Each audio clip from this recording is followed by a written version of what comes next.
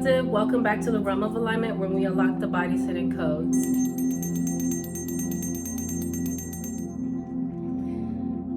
Okay, we are at our last day of Heart Chakra Week. I'm kind of sad because I love Heart Chakra Week, and this is one of the hardest weeks for me to work through because, as I've mentioned in previous videos, the Heart Chakra is the meridian chakra, so it literally holds all of the other chakras together. It's one of the meridian chakras. So a lot of our trauma gets dumped in that area, which knocks all of the other chakras out of balance. Once your heart chakra is out of balance, just know all of your other chakras are out of balance. You know, in order for your heart chakra to be balanced, all of your other chakras have to align into balance as well. One can't be out of alignment, and then you have your heart chakra in alignment. It doesn't work that way. So the heart chakra is the hardest chakra to work on, and we see it every single day. Once you're alive and having this, experience, this human experience, you know how difficult it is when it comes to your heart space. When it comes to forgiveness of yourself or other people, when it comes to, compassion that you may have for yourself or other people. So we get tested and tried all the time when it comes to our heart chakra. So today's Friday, so happy Friday, everybody. Grab your journals, grab your pens, because we are about to get to work, okay? As we close out Heart Chakra Week, I want to be very intentional about this class. So we're going to be a little bit long today with this class because I want to make sure that I cover all the bases and we go into a deep conversation surrounding the importance of the Christ consciousness. Okay, now everyone's going to have a different perspective on what they believe the Christ consciousness is. I'm not here to debate with anybody. I'm here to share my perspective, and if you resonate, beautiful. If you don't, beautiful.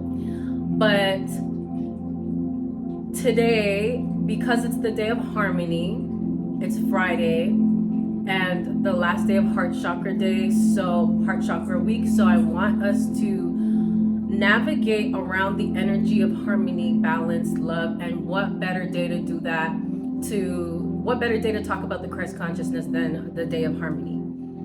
Now, the Christ consciousness to me,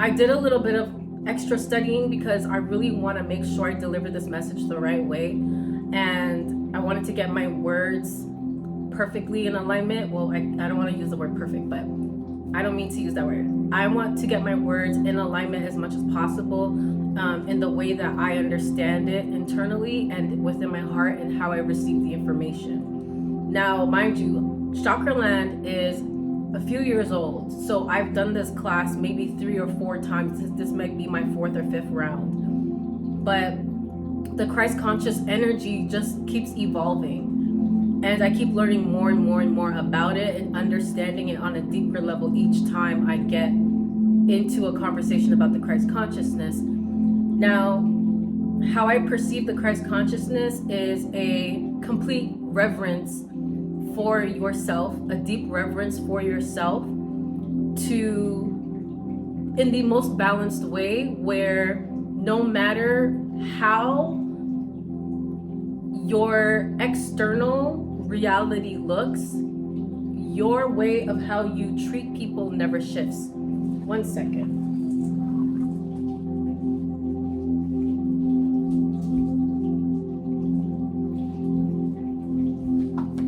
Sorry, because my cat wants to act up when I'm just doing things. Okay. Now, no matter how your external reality looks, how you treat people and how you allow yourself to be treated never changes. It doesn't shift. It stays the same. Now, the silver lining in this situation when it comes to the Christ consciousness is it's not about being so selfless that you abandon your own emotions, thoughts, and your feelings Oreo, please. I don't know what, they're just acting up. It's not about abandoning yourself for the sake of being kind or trying to be compassionate or expressing a level of integrity that you think looks like putting yourself on the back burner continuously. That's not an act of self-love or deep reverence for self. And I had to reread something that stood out for me before I started this class, that even Jesus flipped tables and took breaks and had boundaries. So when we are putting kindness in front of how we feel, in front of how we think, and replace kindness with our boundaries, then we become energetically imbalanced, because we're now loving from a space of wounding and not love. This is not a space of reverence. And when we put ourselves on the back burner, it is a high level of disrespect, which ultimately, how you're treating yourself internally will eventually play out externally. I hope that all tied in together for you. So, the Christ consciousness is a high level of awareness, not just of the things and people around you, but yourself first. That's what I see the Christ consciousness as. And when you have a full level, when you are fully aware of yourself and how you think, how you feel, how you move, truly aware of yourself, there will be signs that you are, because how you act, how you perceive things start to change. Your boundaries will be very clear. Your deep reverence for self will be very clear. Those things won't be things that you question any longer, or what anyone else will come around you and have questions about, because it'll be very direct and clear, very obvious. And if they don't get it right away, you'll be quick to let them know. And maybe your energy before you say anything will let them know. Okay, so moving into this energy of understanding the Christ consciousness and self-awareness and having a deep reverence for self is going to, I'm going to be honest with you, trigger a lot of you. I was triggered. And how I look at being triggered is, I look at that as being a good thing. Although it can be a little exhausting, because it may feel sometimes like, oh my gosh, I still have to do work on this thing. I still have to do work on this area. And I'm tired of always having to, do work and get triggered.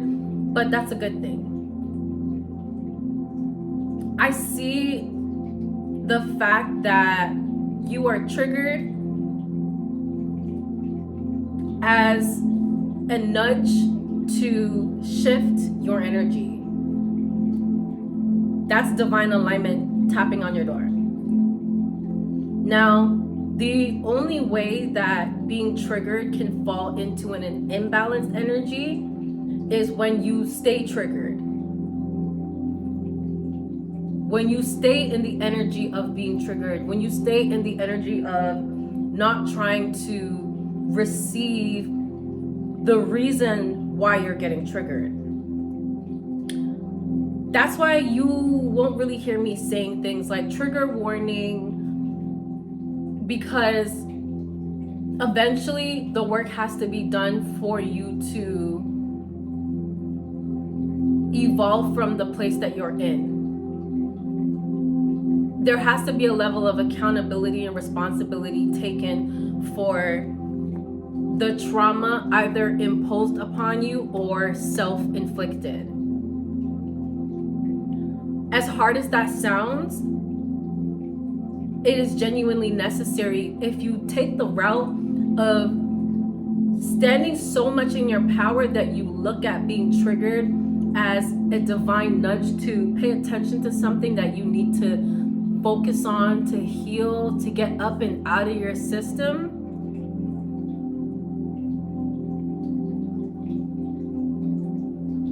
If you can see it that way, that's a power move. But choosing to stay in a place of being triggered and not addressing the energy so that you get away from being triggered by a certain thing, a certain experience, and embodying the power behind why you had that experience, then you're choosing a path of just staying in shadow energy. You're choosing a path of misalignment. You're choosing a path of a lack of self-love.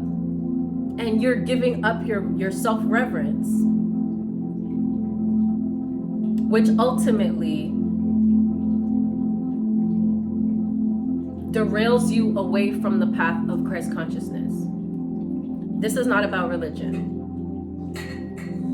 So don't get this twisted. We're not talking about religion here. We're talking about energy and awareness of the consciousness that each and every one of us carry. So again, if you're triggered, congratulations. You're in the right place. Now, let's get to the questions. Question number 1 I have is, who are you to your love interest, and are you showing up in your best form? So it's so easy for each and every one of us to point our finger at what a person isn't doing, and what they are doing, and what you don't like, and what you notice. And it's just like, it's easy to point your finger all the time. But I did have a friend who would say something to me, and she would hold me accountable all the time.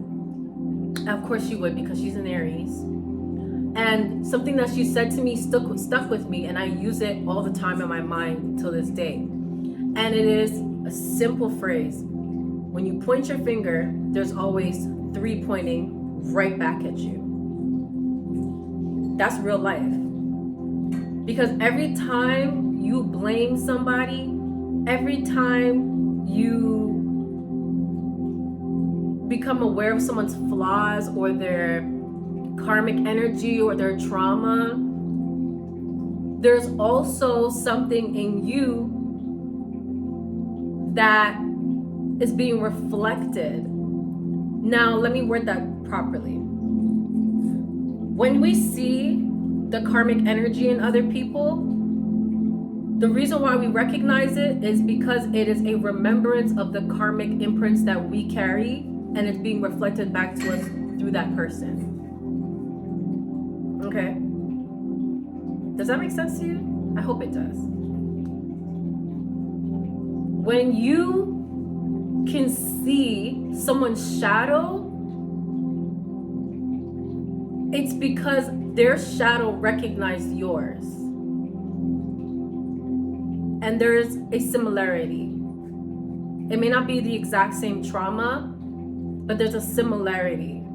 Because how you have to see things is you attract the people who come into your orbit for a reason. You attract the experiences that you have for a reason. You're the creator of your reality, so you're attracting these external experiences. Now, this is to a degree. Okay? Because some situations, it doesn't make sense to say that, but I feel like it goes deeper in some situations. Some people have karmic imprints from past lives that carry over into this timeline, in this reality, which puts them in unfortunate predicaments. And it goes way beyond saying, well, you attracted that into your reality. It's not that simple. But as an adult, when you become an adult, it turns into that. Because no matter what it is that you experienced as a child, you become completely accountable. You have to carry your own cross. It's now your responsibility to take action on how your internal reality is being projected out into your external reality, which then is creating the experiences that you're having. And I understand that a lot of people start out with campuses that are darker than others, way more traumatic than others, who really didn't have a choice, who really didn't have a say-so, any control, because you were children, we were kids.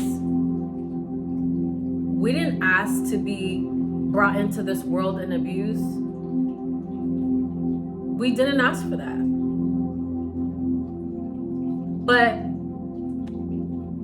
what we do with the information, what we do with those experiences in adulthood becomes our responsibility. It's either that or you stay in the space of anger, blame,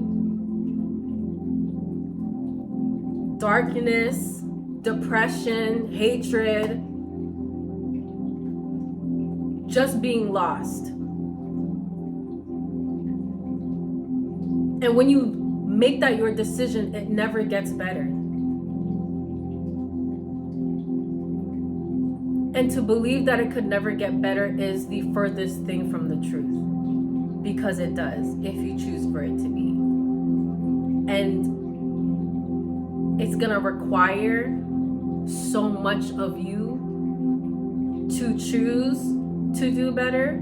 It's gonna require so much of you to validate yourself, to pick yourself up and move forward. It's gonna require so much of your soul, of your patience, of your vulnerability. It's gonna feel so disgusting. It's gonna activate anger inside of you. You're gonna get angry all over again. But that's what healing looks like. And there's so many representations and reflections of people who have been in situations and gone through experiences and timelines of deep, dark trauma. And they took that and turned it into a weapon and used it as power. Or I should say, not a weapon, but they took what was once a weapon used against them and turned it into a tool of power. They turned that into a tool of power, their trauma, their pain. Like, I'm seeing the Three of Swords energy, if you know anything about tarot. Like, the Three of Swords in the Divine Tarot deck is the woman with two swords in her back or in her chest, and she's holding one in her hand. And I always see that one sword in her hand as the sword that she took out of her, meaning she used the trauma and the pain and the anguish as a weapon. But here today we're talking about that weapon being turned into a tool, because we're not trying to harm anybody. I mean, in certain situations you might need to. You might need to strike back in certain situations. But ultimately, we're taking what was used as a weapon to destroy us and turning it into a tool of power. And we use that to guide ourselves, our inner compass, and the other people around us. Anybody willing to receive the information, we're willing to use that That's what Christ consciousness looks like. Integrity. Not becoming the abuser because you were abused. Not becoming a liar because you were lied to. Not embodying the darkness that was imposed upon you, that you internalized. Don't make that your identity. Do not identify with the trauma that was forced on you. And if you have, that's okay. You're here now. Now, what are we going to do about it? Now it's about how we move forward. Now it's about what we do to recognize this, how we recognize this, receive this information, and look that shadow dead in its face. I don't care how uncomfortable it feels to recognize that you're a liar. I don't care how comfortable it feels to recognize that you became the abuser, that you became the bully. I don't care how uncomfortable it feels to see these things about yourself. Because that's what taking your power back feels like. It doesn't feel like shimmery, magical energy at first. At first, it feels really uncomfortable. But I believe that's why the reward is so great, because you're choosing to do the uncomfortable thing for the sake of expansion and ascension. You're choosing to do what most people would never choose to do, but we want to shift that. We want to shift that energy in this collective. We want to shift that and remind people that stepping up to the plate and addressing your shadow energy, there is great reward behind doing that. There is great reward behind putting your head down and not seeking the reward, but not even thinking about the reward, but just holding your head down and addressing what needs to be addressed and getting to work on it.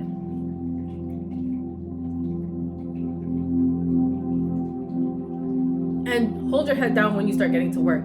Address it with your head up, chin up, straight to its face. And then when it recognizes that you're serious and you've addressed it and you're not denying it anymore, like, yeah, that shadow aspect of me, I'm aware because I used to be a liar.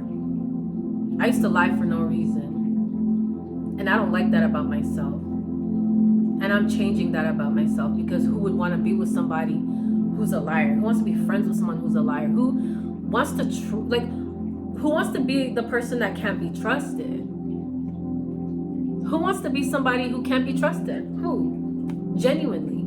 Does that feel good to you? I'm sure it doesn't. So when you look at that in its face, when you look that energy dead in its face and you address it, then you hold your head down and you get to work on it.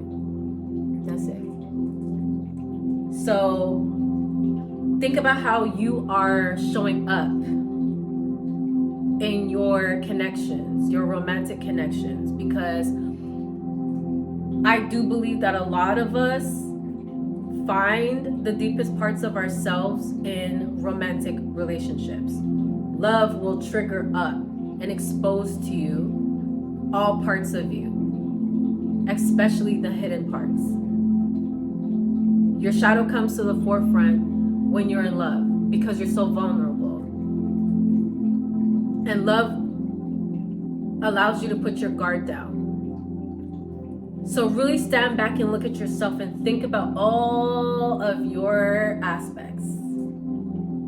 All of your aspects. And then put yourself in third person and think, do I want to be with someone that's just like me? Like, would I want to be with someone that's just like me? Me personally,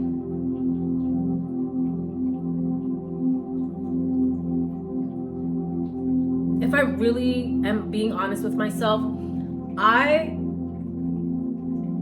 I would love me right away, but then I'd have a problem with me because I'm still dealing with trust issues. And if I was a person who approached me and didn't have trust issues and was open and realized that this girl Chantel has trust issues, I would feel like, I don't know if I want to deal with that. That would come off as karmic to me. That would feel like a problem I don't want in my life. To be honest.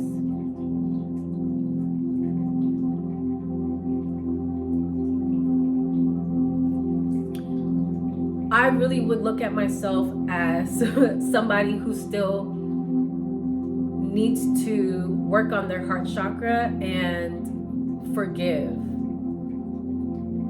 Learn to forgive.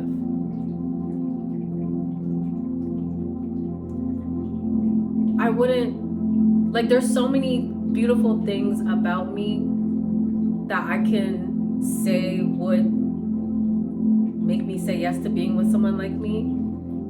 But over time, one of my karmic traits that I carry for sure is trust issues. And I have overcome so many things, because before this time I would have had so many more things to easily point out. But I have been working so intently on myself and addressing the ugly parts of myself, regardless of how it feels. I don't even care how it feels. I just pray. I say, God, I don't care how it looks. I don't care what it has to look like. Just hold my hand through it. Because all I really care about at the end of the day is growth and being a better version, the best version of myself in this lifetime. I'm going to see that. The best version of myself in this lifetime. So I can't be afraid to address my shadows. I can't be afraid to see the ugly parts of myself. I can't. Because in the long run, the reward for seeing all of my hidden aspects and deciding which ones I want to completely get rid of and which ones I want to learn to integrate with, so that it's not controlling me, but it's in alignment and balance with me, because then I'll be able to identify it easily in the people that come in my direction. That's how I look at it.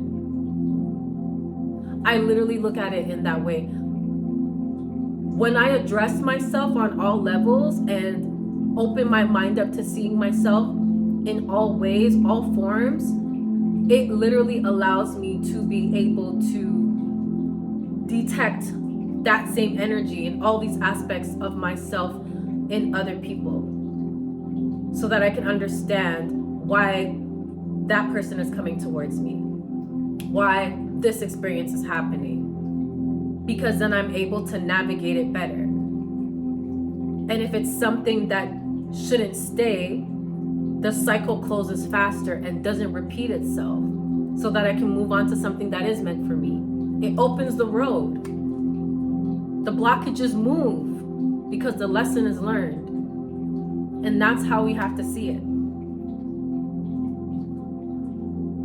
So if you're not showing up in your best form, think about how you can get closer to being in your best form. And it's not about perfection, because you're not going to be perfect when you decide, or when God says, here's your person. You will not be perfect, but you will be good enough. You will be perfect for the connection. You'll be good enough. You'll be more than good enough.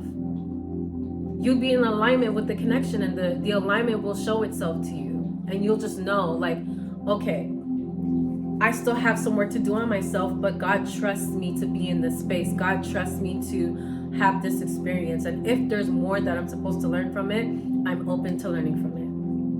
That's it. But be so intentional about being the best version of yourself.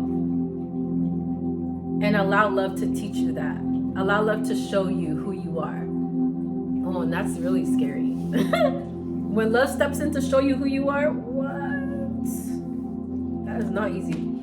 Okay, next question is, where have I mistaken over-sacrificing myself for being loving? People pleasers, come to the forefront.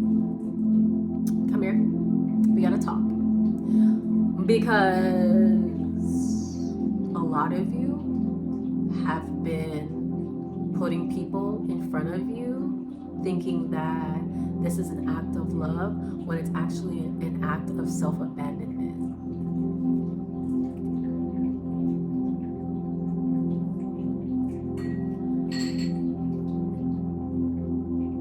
When you abandon yourself and throw being extra loving in front of seeing yourself, addressing yourself, it's because you're running from yourself. Yes, people pleaser. You overextend your love and your energy because you're running from yourself. You don't feel complete. You don't feel complete. That's why you're overgiving. Because why can't you give that to yourself? And that's when we start to talk about, are you pouring from overflow or your wounds? Are you pouring from an empty cup when you have nothing to really give?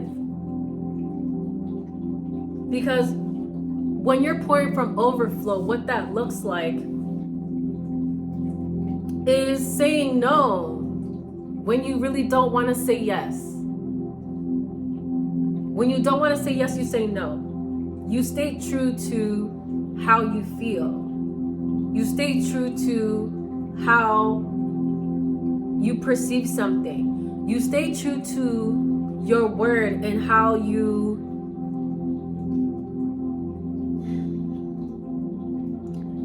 it's like your opinion on something, you don't hold it back because you're worried that someone's feelings might get hurt.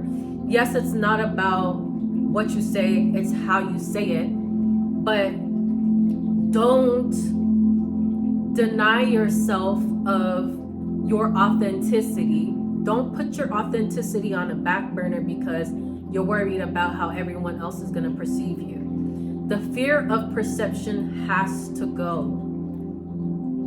I know because it's something I'm working on. You cannot be fearful of being perceived. Everybody's not gonna like you. Everybody is not gonna like you. Everybody is not gonna accept you. Everybody is not gonna really see you for who you are, the beautiful aspects. Some people may only see the ugly parts of you. Some people may see the beautiful parts of you, and once they see one part of you that's ugly, they take that and make it your whole identity. It doesn't matter. At the end of the day, you have to choose yourself. You have to know what that looks like.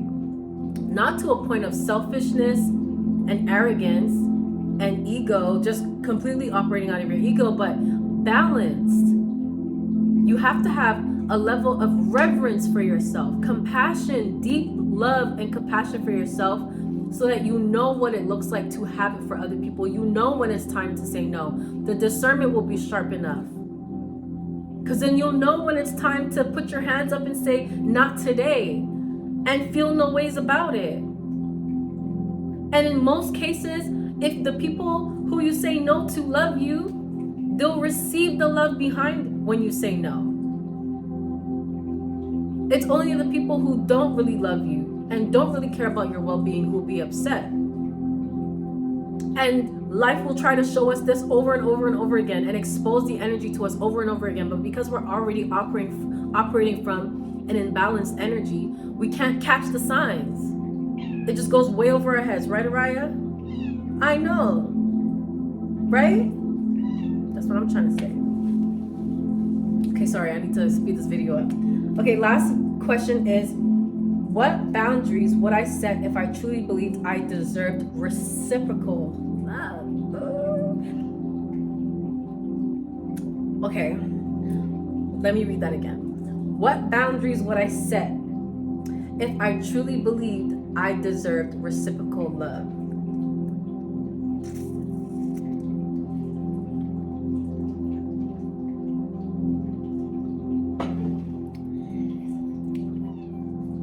The moment breadcrumbing starts happening, you're not hearing from me again.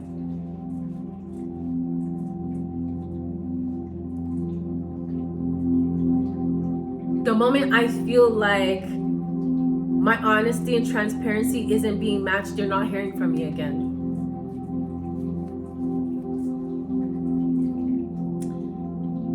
And those are the boundaries that I would set. Those are the boundaries I am setting.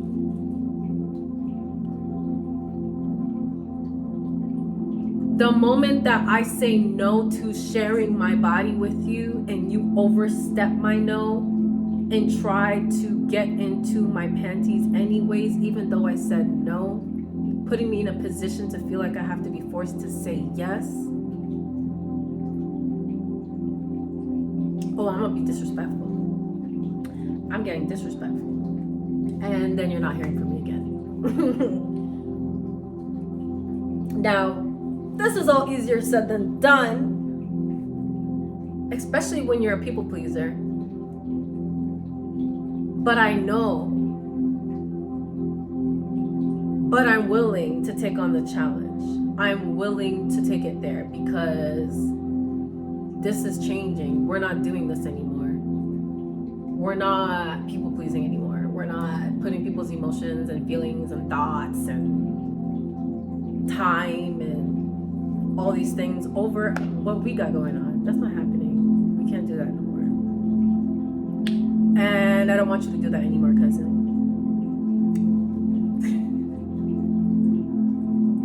I don't even know why I just called y'all that, but okay. I'm on the internet too much. I need to get off. Anyways, what boundaries would you set now? If you really believe that you deserve reciprocal love, if you really believe that what you give, you deserve it back. If you really believe that, how would you start to move? And do you dare to move that way? Do you? Don't say yes and you don't. Make sure you do. Make sure. I feel like I'm talking to someone actually. Anyway, okay, so we're gonna close this out. We got the heart check-in practice. And ooh, this one's gonna be a heavy hitter. Ask yourself before saying yes to people, situations, or emotional labor, does this expand my heart or exhaust it? Now, if you're being real with yourself, you might find yourself more in the position of saying, no, it's gonna exhaust my heart, because truthfully, if you're healing your heart chakra, you probably don't have a full cup overflowing to pour from anyways. So if you are being honest with yourself, you're probably gonna say no more than you say yes. If you start saying yes, finding yourself saying yes more than you say no, you're still trying to people please. You're still trying to overcompensate for the lack of self-reverence that you have. Throwing yourself out of Christ consciousness. Don't do that to yourself. Please don't. I'm talking to myself too. So try doing that. Ask yourself, does this expand my heart or exhaust it?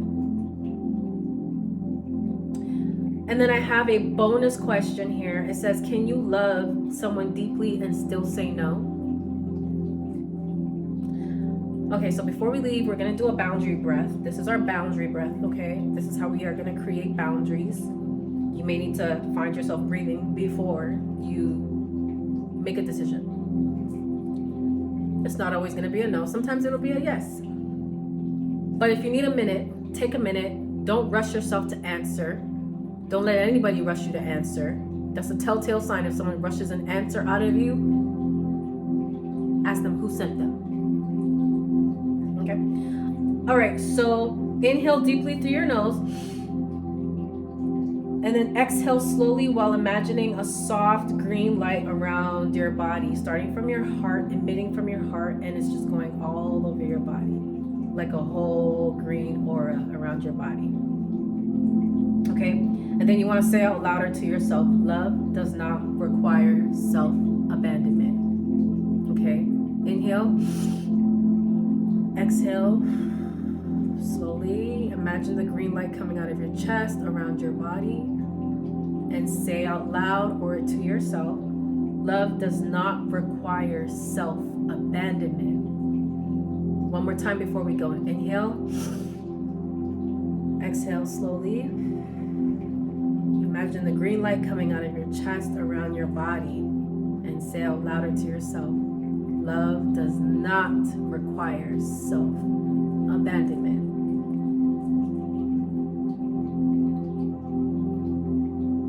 Give yourself gratitude. Thank yourself. Guys, I'm so emotional. I'm so happy you did this. If you made it to day 4 of Heart Chakra Week, I'm so proud of you. I'm so proud of you because I know from experience how hard this work is. And I want you to be so proud of yourself. Just be so proud of yourself. I don't even have an explanation. Just be proud of yourself. Be so proud of yourself that you did this. And if you still need to work through this, if you still have to extend this energy, extend this work, feel free to do so. Do not rush forward. Pause. Pause with this energy and sit with it, okay? I'm just so grateful. Okay, I love you guys so much. As we close out Heart Chakra Week, we will move into Throat Chakra Week. I literally feel like my heart just like activated. And I feel really vulnerable and emotional, and I feel like I feel a lot of your emotions, whoever is watching this. It's gonna be okay. The hardest thing to do is become aware. And knowing is half the battle. So if you feel triggered and you feel like you become aware, you did half the battle. You've come halfway. And just for that, you should be so grateful, so happy, so proud of yourself. And you can keep going, because if you got halfway, you can keep going. You can go all the way through. I love you guys so much. I'll see you next week for Throat Chakra Week. Until then,